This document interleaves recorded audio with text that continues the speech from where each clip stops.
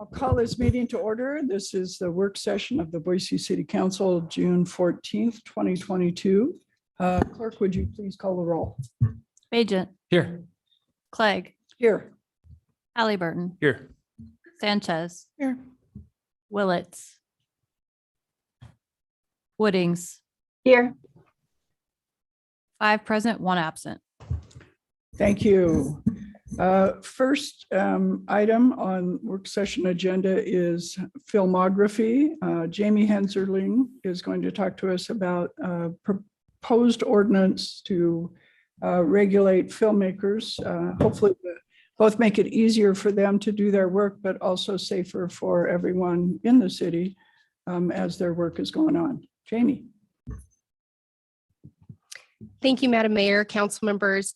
Appreciate you taking the time to review this proposed ordinance with me. We'll walk through today the proposed ordinance as well as the process if somebody qualifies for a permit. As you know, many times when I am before you, we're looking at addressing issues and items because we're seeing growth. This is no different, as we have over time seen requests for films come into our office and throughout the city. Pardon me?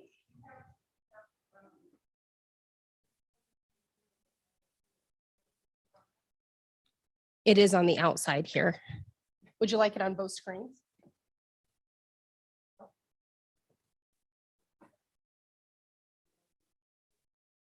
Okay, thank you.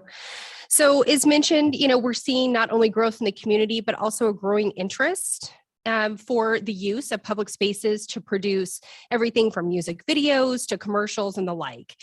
And so with that, we began researching other cities to see how they manage filmography and these types of requests. We looked at everything from LA and other California cities that see a lot of requests for film, New York, Atlanta, Chicago, so a lot of other cities. We also met with the former director of the Idaho Film Commission. That has since been disbanded by the state of Idaho, but we did meet with her in hopes to see the perspective from somebody within the industry itself, and then also ask her what we should be looking for, what we should be asking for when we're getting such requests. At the end of the day, we're really looking to minimize impacts. As Councilmember Clegg, Madam Mayor tonight indicated, we're wanting to make it easy for the film industry to come in and do business in the city of Boise, but also minimize impacts to our citizens and the community. I think a really good way to start today is to take a look at a real example that we had here in the city of Boise. And you'll hear me refer to this as we go throughout this presentation. And Madam Mayor, please feel free to jump in and clarify. You were kind of right in the midst of this particular film request. I was a little bit on the outskirts, so feel free to correct me, add if you would like. But again, I think it puts a lot of context around what we're talking about today and the goals that we're trying to accomplish. So the city clerk's office was approached, the city was approached about a commercial in downtown Boise. We ask a lot of questions. We thought we asked the right questions. We asked, when are they going to have the film? When are they going to be doing the filmography? Where? What date? They were closing roads, so we made sure they had those right permits in place because we wanted to make sure that there were all the safety measures. We had insurance. We knew they were not only going to be using the roadway, but also the sidewalk and an adjacent building. We made sure that we actually had permission and proof of permission from that building owner. So again, we thought we had all the I's dotted. We thought we had all the T's crossed to have a safe event, to have a safe film in progress. Then filming ensued. We had a car chase. We had guns brandished. And it appeared that a local bank building was being robbed. What we didn't know was what the film, what the commercial was about. We failed to ask that question. And so because of that, residents that were in downtown Boise, people at sidewalk cafes were calling 911. They were calling non-emergency dispatch. They were beginning to panic. You can only imagine if you saw this going down the street from where you were, right? So what that does is really bring us to where we are today and the purpose of this particular ordinance. The purpose is to have a permit so we don't have this type of issue again. We want to have this permit on public and private property to make sure that we can ensure public safety. So in this instance, there wasn't a real threat, but there was a perceived threat. We want to have compensation for use of public space for profit. We want to minimize community impacts. We want to minimize road closures, business access, citizen concerns, and safety. We also want to minimize the resource impacts, not only to our emergency services, but also to other agencies, in hopes that we are coordinating with all of the right agencies that might be impacted by such a request. Additionally, we want to increase awareness. Just think about if we would have had a notification process with this and how different this particular film and filming of this commercial would have been. In this ordinance, we are requiring notification of businesses, residents in the area. Could have been much different. We could have had that business owner know, let their employees know that there was going to be this film. And if I showed up at a sidewalk cafe, as I sat down, the employee could have come out and said, "Hey, welcome. Before you place your order, just want to let you know, we were notified. This is what's going to go on down the street." It's kind of exciting, but we just want you to be aware. We wouldn't have necessarily had that alarm that we had because we would have had increased awareness and notification. Additionally, we likely would have had the area signed, filming in progress, right? So again, things we didn't think about before, but this particular example, along with others that we have had, have really led us to where we are today with this ordinance. So as I mentioned before, a permit based on this draft ordinance would be required on public and private property if specific elements of impact are met. This is a list of some of those elements of impact. If it's going to be in the middle of the night, if we're going to have firearms displayed, if there's going to be excessive noise, if we're going to have dangerous animals, nudity, vehicular and pedestrian traffic that is disrupted, those are the types of things that would then require an actual permit. If a permit is issued, we will have certain things that we will put in place, such as the written notification that we talked about just a moment ago.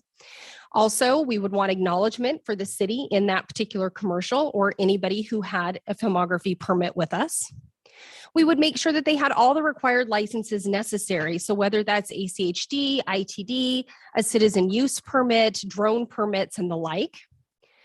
We would require written consent of any private property owners, if applicable. And we would require written consent if any of the city's logos or vehicles, uniforms, etc., were to be used. Of course, we realize that not all film will require a permit, so we have exemptions that are included in this ordinance. If you're at the park filming your kids on a playground, that's not for profit. That's your own personal film. We're not going to require a permit. Same thing if my cousin's taking video of our wedding, we're not going to require a permit of that either. Things like still photography, news media, charitable films, student films, so on and so forth would not require a permit as they are exempt. However, I do refer back to those elements of impact. If I am a student film and I'm going to have explosives or guns or car chases, you will be required then to come in and get a permit because you had those elements of impact present.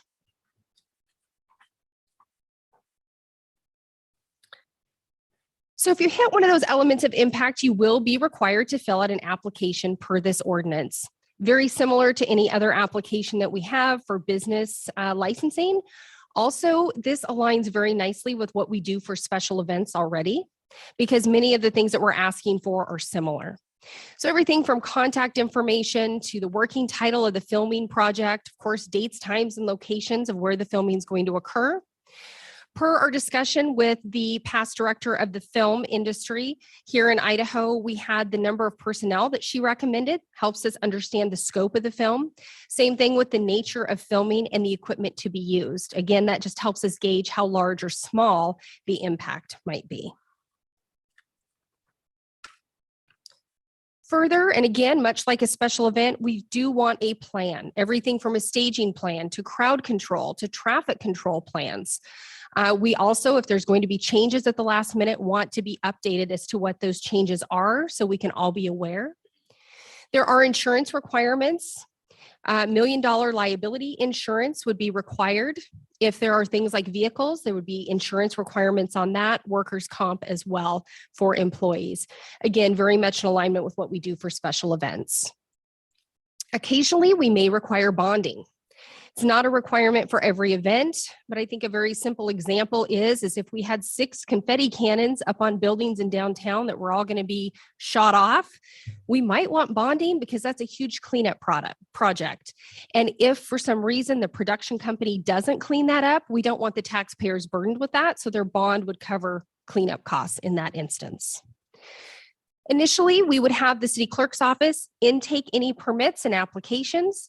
We would issue those permits if they were pretty straightforward. We can engage with a couple of necessary industry partners, agencies, other departments as needed.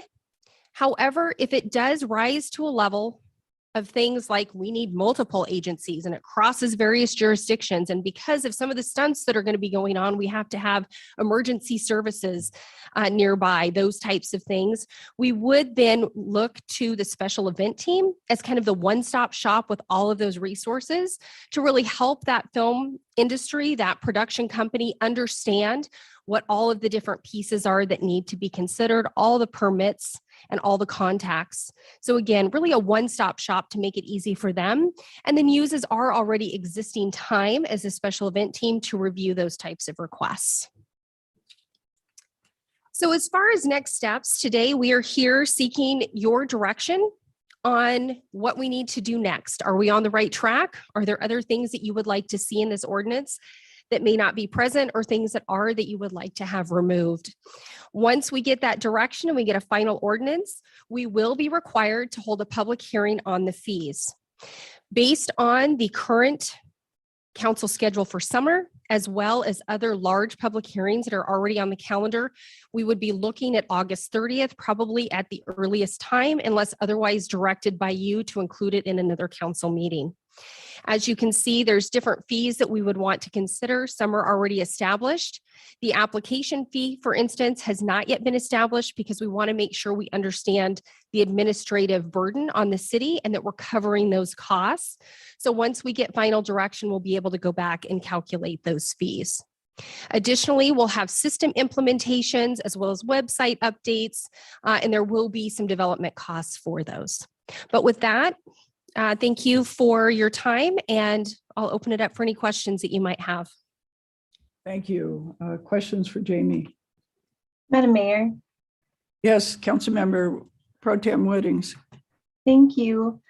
Jamie, I appreciate your work with Jen on all of this. I know it took everyone quite a long time, and I appreciate that you did do some outreach to folks who know about these things. You'd mentioned a few of the cities that you referenced for your research, and they all were larger cities with very established industries around making films and commercial photography and that type of thing. I'm wondering, did you also consult any cities who maybe were trying to build their film industry as an economic development activity?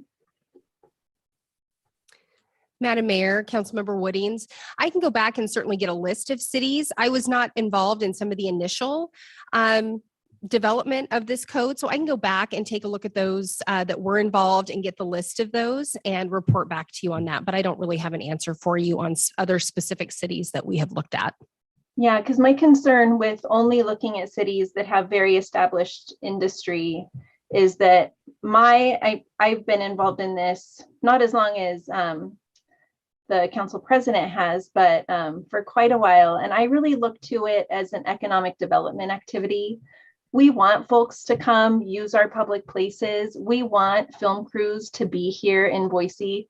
Our state has never been very supportive of the film industry, but it really is a great opportunity for us to showcase some of our best assets and really attract a new industry into our city. And so I would really encourage working with some of the smaller filmmakers, working with actual filmmakers, and refining it based on that so that we can make sure that we're encouraging and not just creating a regulatory burden that discourages folks from coming here to do this work. And so that's what I would really like to see in the refinement of this, making sure that indie films aren't paying excessive fees or seeing hurdles that they can't overcome while they're working on shoestring budgets and trying to, pull things together, maybe without 30 days notice. So that's really what I would be looking for in a second draft of this. Madam Mayor. Yes. Thank you. Member Sanchez, go ahead. Thank you, Madam Mayor. Yeah, just amplifying what the pro tem is stating. I'm not sure if folks have been in contact with I-48, which is a 48-hour film festival, short film festival that we have here in Boise. And it's something that's done really, really fast.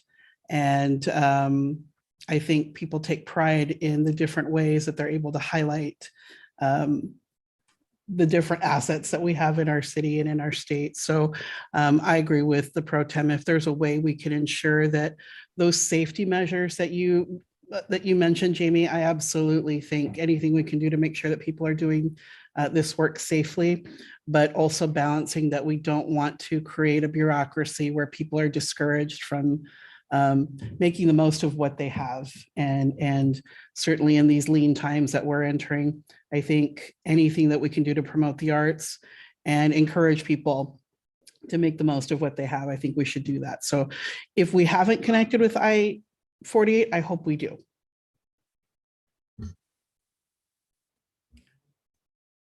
Well, thank you. I will pipe in here just a bit. I think what I'm hearing is that this is a good start, that for larger operations such as the Toyota commercial, this is probably appropriate, but that for smaller ones, we might want to look at scaling back based on size and complexity of whatever they're doing, so that we can encourage those. At the same time, I guess I would say that just because you're a small indie filmmaker doesn't mean that you won't want to crash a car or do something else that could cause some real problems. So I think, in addition to size, I think we do need to look at the complexity and the kinds of actions that are being proposed. I guess I would propose that maybe the way forward is to have the clerk's office, and if you need a council member or two to come along, meet with some of our local indie filmmakers, talk to them about what we've got proposed. If there's someone from a larger production company that is willing to come to that meeting, even virtually, that would be great. See what kind of refinements they suggest, and then from there, bring back some refinements, if that sounds like a way forward to folks. Madam Mayor. Yeah. Councilmember Sanchez. Thank you. And then Council Pro Tem. Yeah, I would be happy to do that. Okay. Council Pro Tem, did you have a comment? Yeah, Madam Mayor, I've already been in contact with several independent filmmakers and have provided this draft, and I think some folks have feedback, so I would be happy to help make those connections. Thank you. Good to know. Anything else you need from us at this point? Madam Mayor, council members, I don't think so. I think that gives us some direction. We've done some research on some of the local film fests. We've done some research on the indie films and looking at fees, those types of things, but we'll continue those conversations with some local filmmakers and larger production companies, get their take and come back with any changes and recommendations based on those conversations. Great. I appreciate that. I guess I would add that I'm hopeful we can still keep to that August 30th date. I do think it's important, given what happened with the Toyota commercial, that we have something in place for those kinds of events, so that we don't get a repeat of that. Madam Mayor, I just Yeah. have one more question. Did we decide to hold also a public hearing on the ordinance or just on the fee schedule? We could do either, and typically that's City Council's prerogative, whether we want to have a public hearing on the ordinance itself or just on the fees. I think that depending on how the outreach goes, we might also want to add a public hearing for the ordinance itself. Okay, keep that in mind. Madam Mayor, Yes, go ahead, Councilmember Willetts. quick question. When was the infamous commercial? How long ago was that? Madam Mayor, great question. I'm not sure that I recall. Do you know how many years ago it was? Was it 5 years ago, maybe? I can't quite remember either. I just know that when it happened, there was a lot of surprise at the kind of activity that was going on, and so a lot of concern by citizens. Madam Mayor, one more follow-up. Have we had any issues beyond that, or was it kind of a one and done thing?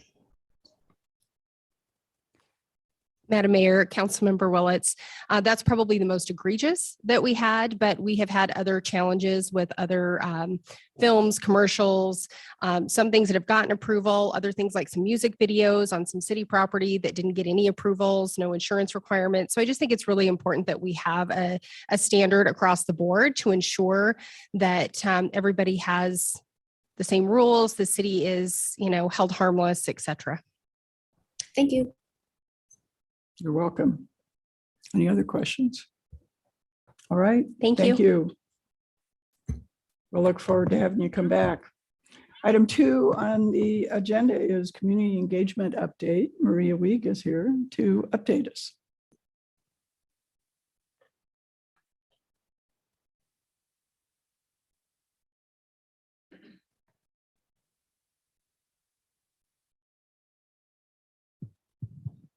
Good afternoon, Madam Mayor, council members. I will say Jamie is a very hard act to follow. I always get so nervous when I'm up here in front of you. So I have several members of the community engagement team here for moral support, and also so that you can see the faces behind the incredible work that they all do, and so that I can brag about them publicly, which is my favorite thing to do.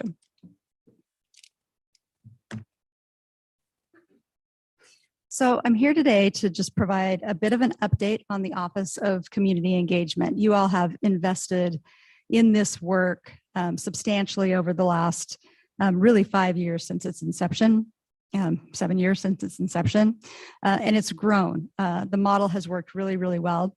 And so that is an exciting thing to see.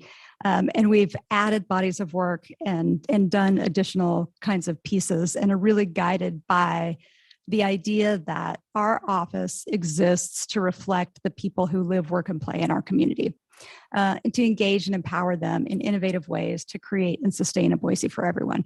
So our residents really are our North Star. In our office, with any project that comes to us, the first question, whether it's graphics, whether it's a press release, whether it's a community conversation, whether it's an event we're throwing or participating in, the first question that we ask ourselves: what are our residents expecting from us? How can we communicate with our residents in a way that makes the most sense, that we can connect them with the incredible work that the city is doing and invite them into participating in the government as co-creators of this place that we all love to live? We respect the expertise that every resident comes with, believing that residents are experts about their own lived experience. So we don't expect them to learn all of the ins and outs and intricacies of every single thing that the city of Boise does to be able to have thoughts about it and an opinion about it. We all love this place. We all feel this place and interact in this place. And our opinions all really matter. So we work to really try to find that trust input and bring them in. Lucky for us, we live in a community where people have a lot of opinions and really want to be engaged. So that is an incredible opportunity for us as a base starting point, and then dig in on continuing to reach out to folks that may have different barriers to help bring them to the table a little bit more. So just a reminder of the formation of the Office of Community Engagement. Prior to 2015, every department had its own sort of comms infrastructure. And we were bumping up against a couple of different things. One, probably excessive taxpayer money going to outside firms to do the work, because we didn't have a lot of in-house expertise aggregated to be able to think about marketing and design.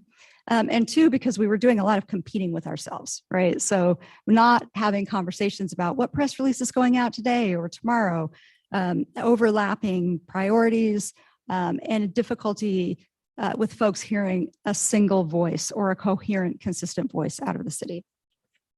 So started in 2015, really focused on marketing and design. Moved into a kind of middle phase of a much increased focus on earned media, press, and PR. And in the last couple of years, you all have made really strategic and critical investments to make sure that we have a consistent and resident-focused community experience, that we are one city and we have one voice, or we have at least consistency in our voices that speak, and that we're not competing with ourselves. And that in some of the bodies of work that we're doing, that we have a very consistent citywide approach, right? We want to make sure that any residents who are interacting with the city in any way, shape, or form are hearing similar things, are having similar experiences. They're not having one experience with one department, another experience with another department, and can't understand what to expect when they come to the city. So this is what we are now in terms of the bodies of work that happen within the Office of Community Engagement. Internal and external communications. So every interview you see, press release you see, internal newsletter, external newsletter, social media accounts are run and touched by someone on the larger CE team. Engagement, both internal and external. Marketing and events. We have a terrific team on marketing and events. Our graphic design shop is incredible. I don't know that I've ever seen anybody do such a good job of distilling what can be really complicated information that the city has to put out into a visual way that puts our residents first and thinks about how can we best help folks consume the information that we're trying to get apart. Constituent services. These are the newer bodies of work for us are on this side of the slide. So constituent services, accessibility, language access, and energize our neighborhoods are all the kind of bodies of constituency work that we do that are managed out of the Office of Community Engagement. And each of those managers works with folks around the organization to build up a real team that's embedded in every department, throughout every department, managed cohesively, so that we're making sure that we are not only in alignment with our kind of statutory responsibilities, particularly when it comes to the Americans with Disabilities Act and the Civil Rights Act, but that we're going above and beyond, because we recognize those statutory requirements really as the floor of how our residents should interact with our city. And being a city for everyone means that we reach for the ceilings in everything that we do. And finally, energize our neighborhoods, which had lived in PDS since its inception. We worked a couple of years or so ago to think about how to reimagine that and make the program about more than just the built environment. So we still work really closely with PDS on that work, but it's run out of our office. And as you will note, we're in the middle of some engagement around Energize right now, trying to get some feedback from the community on what that next iteration could look like. But we got some really good feedback from a conference that our folks just went to, that Energize Our Neighborhoods is really unique in the nation in terms of how communities interact with their neighborhoods. So it's really something to be proud of from its inception up really until now.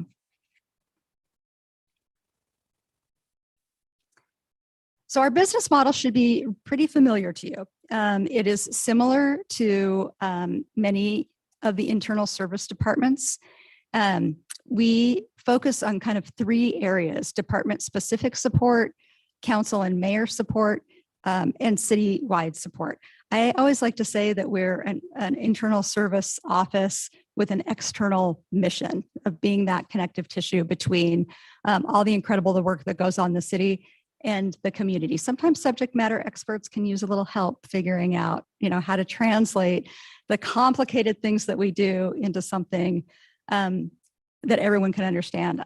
And that's oftentimes me. I always think that I'm like the dumbest person in the room when the other directors are talking, because I'm like, what is that acronym you just said, or like, what is that jargon thing you just said? Like, I need to understand that so we can think about it. I feel like I always like kind of travel along with my mother-in-law in my pocket.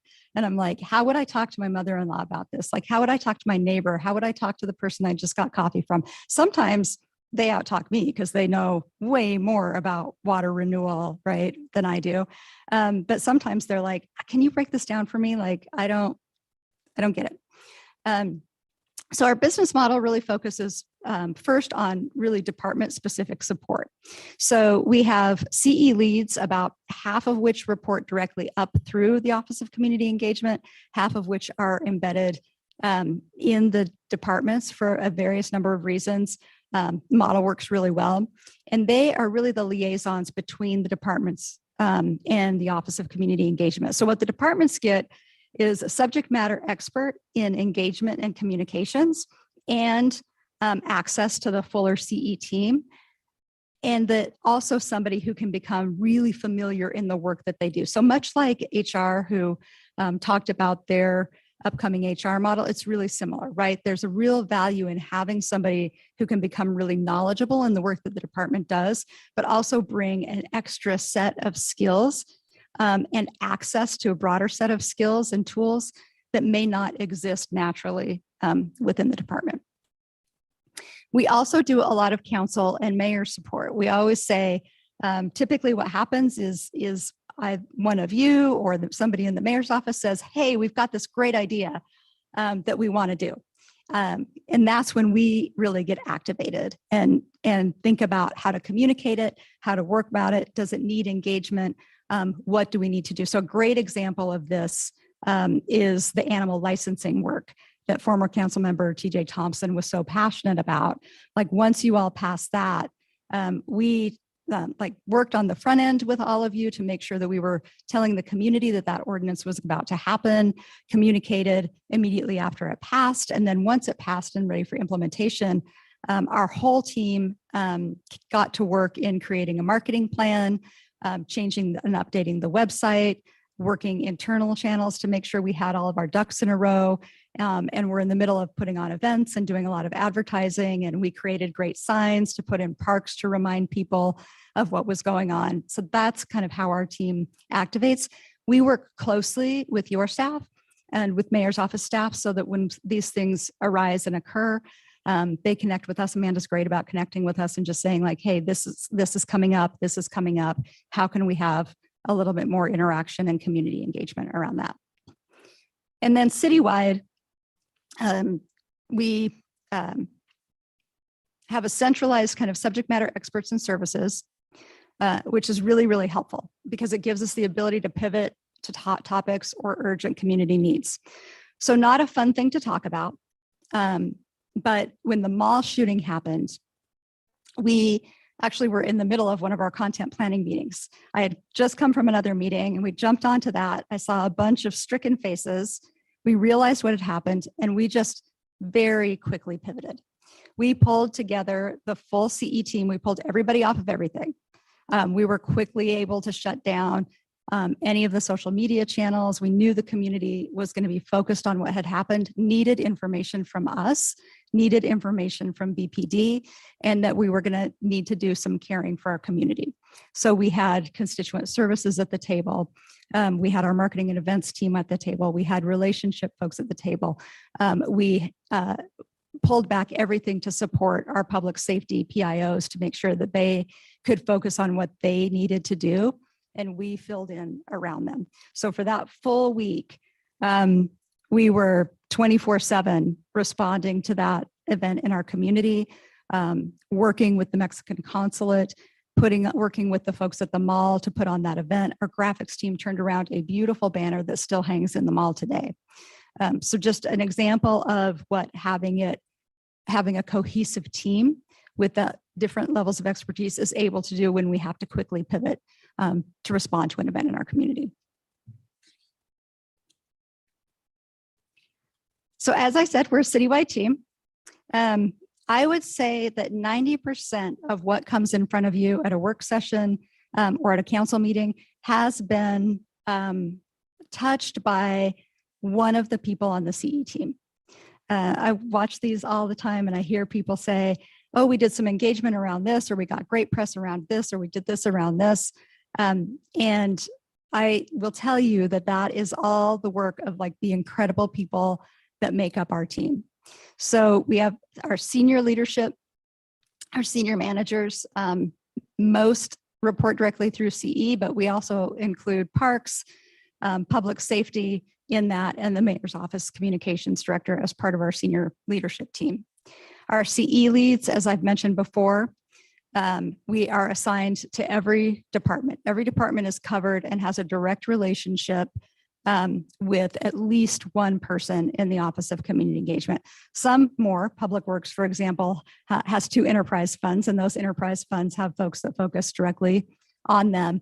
But these are the folks that are really doing that day-to-day work of connecting the departments with the work that we're doing. Our constituency managers, Ari runs Constituent Services, Sierra Accessibility, Eulalia Language Access. She's one of our newest and is fantastic. And Tiffany with Energize Our Neighborhoods. Our marketing, social, and web team. All these folks are here today and are incredible. And then we have a roster of tacticians that are at the strategy table with us and implementing and crushing it and working every day. And that is literally every department is represented there.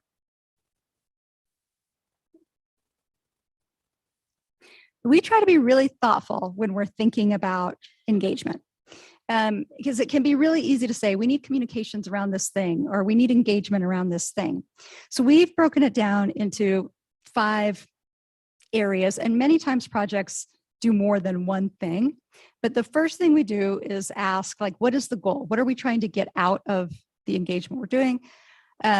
And then we figure out, well, what strategy matches that goal, and then what tactics match that strategy. So we do education when we're trying to just increase awareness. So think about our arts and history programming, library programming, parks programming. We're just like trying to let the community know about some things that are going on. We move into marketing when we're trying to encourage change. So that is very much around the animal licensing. We have a new thing, and we hope that you all take advantage of it. The City of Trees Challenge, please plant some trees. We need more trees. We got 13,500, but we could use a couple more. The Curb It, for example, we're trying to just encourage change. Communications, this is more thinking about a one-way communication when we really have to get information out to the community quickly. And that is typically around things like COVID. We did a lot of public health and safety stuff, public safety. I know you see those press releases from our public safety team all the time. And even, media advisories that we do, for example, the most recent ones, I think that will impact council directly are the districting commission where we're doing that. So but communication oftentimes happens before we do any kind of engagement and conversation. Conversation is used to get broad feedback from the community. So think about the Ridge to Rivers pilot, the surveys that we do, the listening sessions, the budget outreach, all the work that we did around canal pathways. And then finally, deep engagement is a little bit more rare, but it is when we have problems that are really vexing, and we want to dig deep with the community to find solutions together. So think about the Shelter Better Task Force that met over the course of several weeks to try to come up with a good solution there. We invited in a really exciting way, as we worked through the Americans with Disabilities Act transition plan, a group of folks who were actually impacted by the choices we'd been making, had them sit down with city staff. Staff learned from them, they learned from staff, and we came up with, I think, a much better pacing of that transition plan because we included folks that were going to be impacted by it. Zoning code rewrite, housing and growth, hot topic for our community right now. And it's going to take all of us together, including our community, to really get that right. And then you heard about the South and Lowell pools, I think last week, and that was a really deep engagement project from the front end, inviting stakeholders in.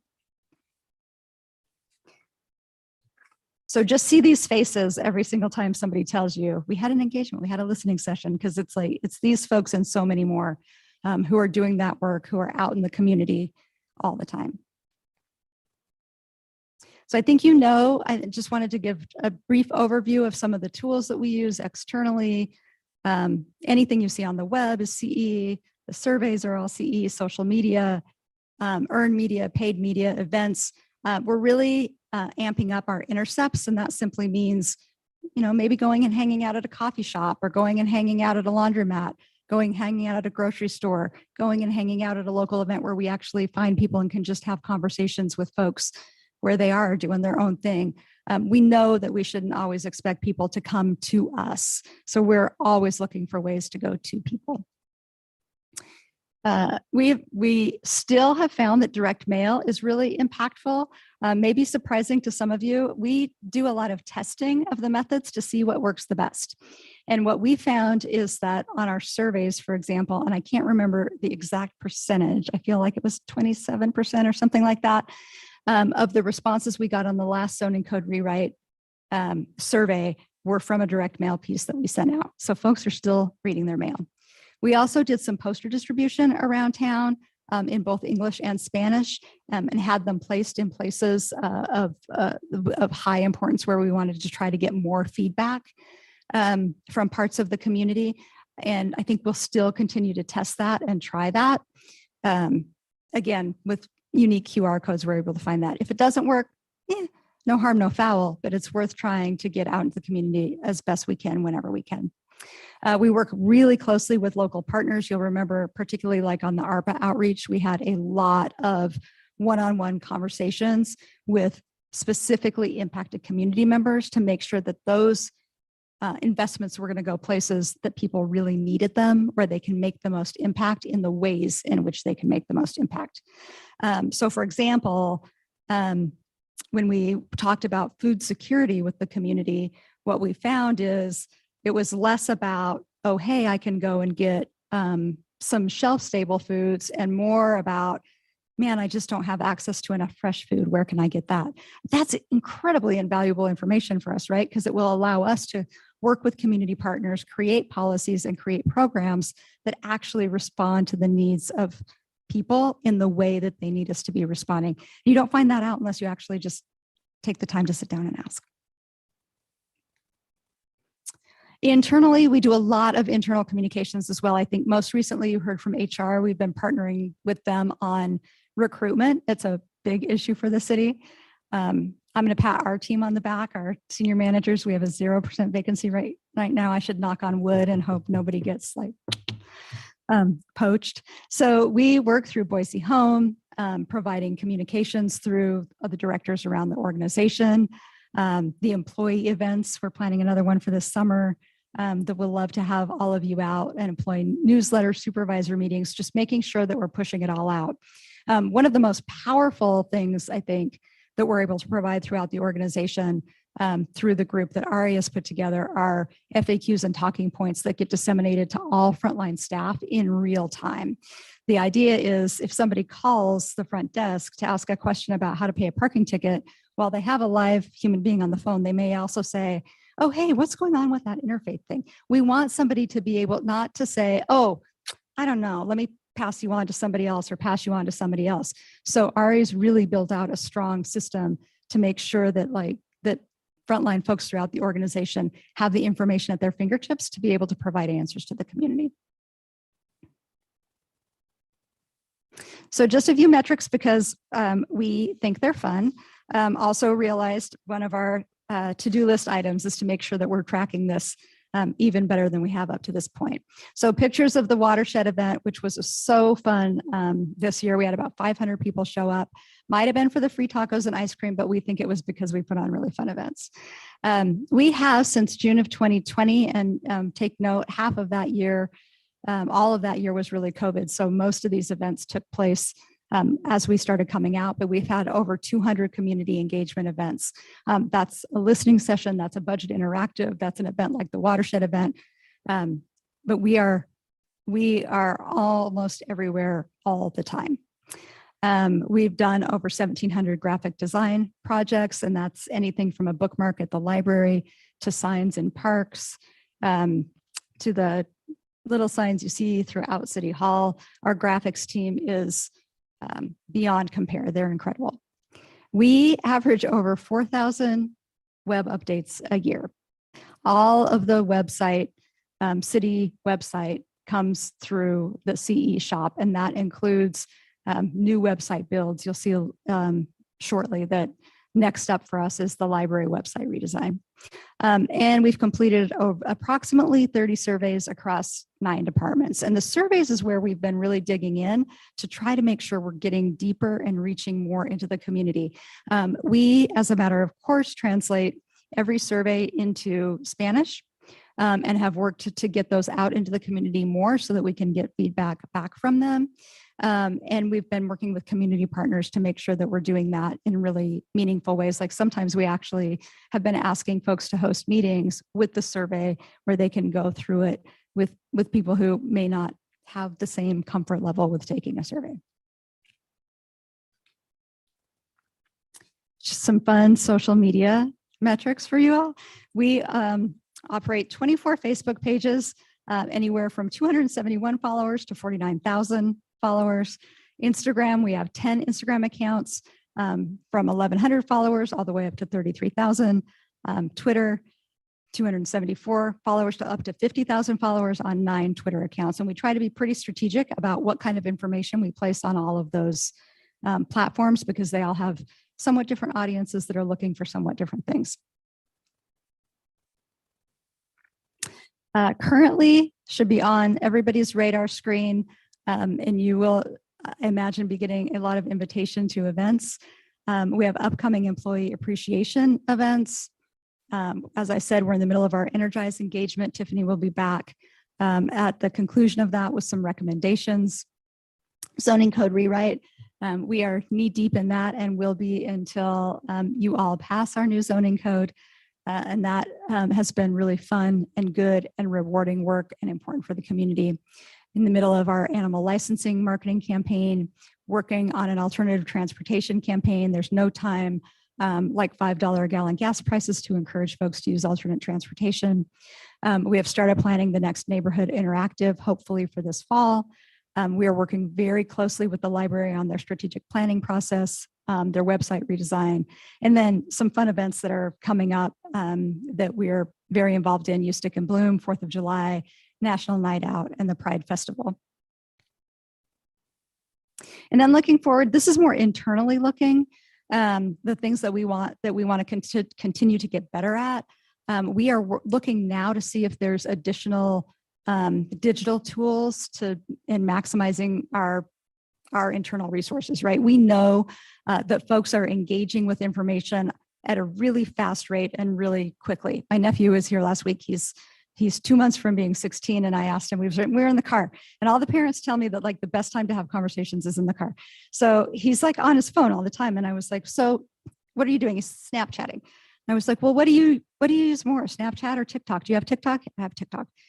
And then he was like, why do you want to know? And I'm like, because it's my job to hear where people are. Now, the city is not getting a Snapchat account. Elizabeth I can see her fretting over there that somebody's going to ask for a Snapchat account. But it's important to understand and to be keeping up with how people are communicating and engaging. So we have to keep doing direct mail, which we've done forever, and we have to keep thinking about new and innovative ways. It's a real competitive environment out there to get people's attention. So if you're not everywhere in every way in thoughtful ways, we're not going to get it. We're going to continue to test our engagement methods to see what works best, when works best, how it works best, and focus in on those. Continue to grow our citywide teams. I think Sierra has a really strong team around accessibility. Ulali is building out the language access team around the city, getting language access coordinators in every department to work on that. And Ari has done a fantastic job of building a team of frontline staff that works seamlessly with one another. We're going to continue getting better at tracking our metrics. We have a little work to do in consistency in city survey questions, methods, and timing. I believe one resident said, man, you really want to hear from us. You have a lot of surveys out right now. And we have a lot of surveys out right now. It's a hard nut to crack, but I'm convinced we're going to be able to do it. And then going back to our social channels, we're continuing to analyze those and make really strategic use of those. We do have some social media channels that are in use right now that have such low follower numbers that they're probably not getting seen by the folks who need to see them. So we're working on that and figuring out how to roll all that information up into the social media accounts that do have really broad reach. And that's it for me. Questions? Thank you, Maria. Questions? Yes, Madam Mayor, oh, go ahead, Lisa. Councilmember Sanchez and then Councilmember Halliburton. Maria, thank you so much for the presentation. I have a question about how do we ensure that important ordinances get the promotion they need after 23 years of protecting our rental application fee ordinance down at the State House. I realized that I didn't quite know how the education of the ordinance would be done, communicated to property owners and renters. And sadly, I don't think we did get a lot of education. And so moving forward, while we have that rental application fee ordinance in place, I'd like to find out, how do we ensure that we actually get that? I'm glad to hear that the animal ordinance, it was getting that type of attention, but I don't think our rental application fee ordinance got that type of attention. That's fair. And let me look at that just a little bit. I will tell you that I can't speak to the rental fee application. I can't speak to the animal licensing. I think one of the things that happened with the licensing is that you as a council also came together and appropriated some resources to be able to do marketing around that. We do that kind of piece a lot too. When we're always like looking for what resources we have when we actually have to use paid media channels rather than our earned media channels. But it's certainly something that we can look at some more. And we work really, we just constantly are working closely with your staff and having them help elevate. That's why the CE lead model works so well, because those CE leads can come back, elevate what's important in the departments so that we can weigh those things and figure out, like how to direct the traffic for the community. Madam Mayor. Well, first of all, thank you to you and your staff. It's probably the department that I get to interact with the most, not just because my sister works there, but because I get to, work on a variety of different projects. The employee appreciation ceremonies last year were probably my favorite. And we were talking to someone, and someone had said, I remember when I worked at the city of Boise before we had social media accounts. It's like, oh, that sounds great. Then the next person was like, I was there before we had emails. Like, that sounds even better. And then finally, one person was the second person that had access to internet at the city of Boise, which I just thought was wild to think about how different communication worked back then. And I started really thinking about the social media aspect of it and how great of a tool that is, but how challenging of a tool it is for actual two-way communication at this point. And from my perspective, it seems like it's getting harder and harder and harder as far as a two-way communication tool. And I'm just kind of curious how CE, if you're seeing changes in those areas, if you're seeing some of the social media stuff be less effective, or if it's still remaining, one of our top effective ways to communicate with folks. I would say you're absolutely correct about the two-way, although I do think our social media posts, between our social media posts, our external newsletter, and the direct mail piece on the zoning code rewrite survey, we saw the greatest response from that. So it is still a good way to get information out there if we're doing what the users of the platform are looking for. So Twitter has a much different user base, right, than Facebook does, than Instagram does. There's content that doesn't go anywhere on Instagram because folks on Instagram are looking for a very curated experience. Elizabeth is so much smarter than I am about all of this kind of stuff, so I'm totally winging it. So I think it's really about being smart about the communications channels that you're using, and we are continually trying to dial that in, right? It's no different than not everything needs a press release. Sometimes the information you want to get out, if you send 20 press releases a day, people are going to call uncle. So you have to think about how to, sometimes you call a reporter, you text a reporter, sometimes you put out a tweet, sometimes you put out a Facebook, sometimes it's a press release, sometimes it's a full-blown conference. So that's when I talk about the services that we provide to the city, it's really coming to the table with a broad level of expertise of this team to help think strategically about how to accomplish what we want to accomplish, because all of the different tools that we have their strengths and their limitations. Thank you. Other questions? Madam Mayor. Councilmember Bajent. Maria, there's not really any doubt in my mind that good, like sophisticated, robust, nuanced communication in different channels to the members of our community makes our community better or makes the public more satisfied. But I wonder if there's any way to test that or know that. You know, as somebody asks me, well, what is the CE doing and how do you know it makes things better? I mean, I know it does, I can tell, right? But I'm wondering if in sort of your profession or area, there are metrics that are used or there's an accepted framework for measuring that. It just popped into my head and I was curious. I feel like this is the lawyer in you, council member. You're curious. It's a really good, it's a really, really great question. And I think that we challenge ourselves on that as well with impact. So, I mean, we think a lot about the feedback that we get after our different engagement events. That comes through various different channels, right? We're really happy when we hear back from somebody who says, for example, that was such a good presentation at a zoning code rewrite community session. I learned a ton and I felt like I got to have my voice heard. Excuse me. We heard some of that feedback after the budget interactive. So that we have some anecdotal pieces. I think it's harder to test through metrics, which is part of why I try to get the metrics a little bit better. That makes sense. It's actually really helpful because there's two parts. There's the public's experience and satisfaction, and you know, its reactions to its engagement with the city. But then there's also this other part of how we learn what we need to know to do our job and what we receive, and that's probably pretty easy to measure. You know, I can also point to the work that was done around the water renewal utility plan. So that was a years-long project with engagement to the front end in starting to think about it to the final vote. Colin Hickman led a lot of that work.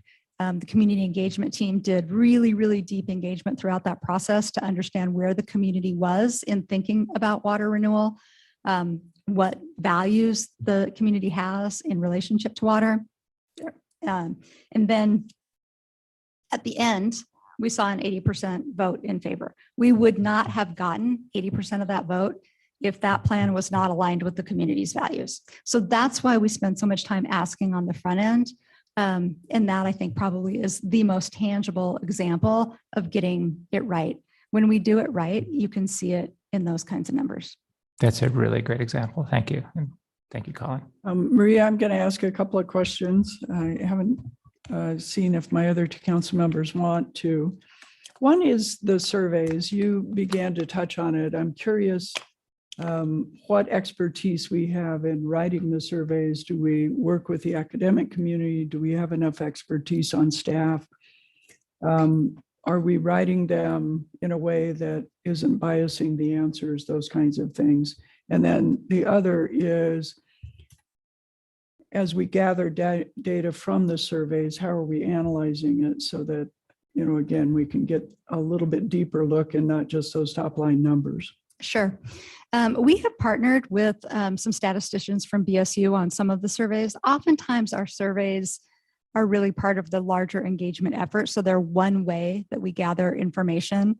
And we also know that when we do them in-house and push them out through our channels and to all our best efforts, we don't have a representative. The ones that we do internally, we don't always have a representative sample of the community. We've done much better at getting more renters, for example, more folks from communities that don't always weigh in on surveys, and that's through our efforts. But every few years, we've done a more kind of scientific community-based survey to try to get those, have that done. And we contract that with an outside firm. But we do have folks that have been working on surveys for a really long time. We're working on making our demographic questions more consistent so that we can see them over time. And we work closely as a team just to make sure we're doing our best at writing those questions.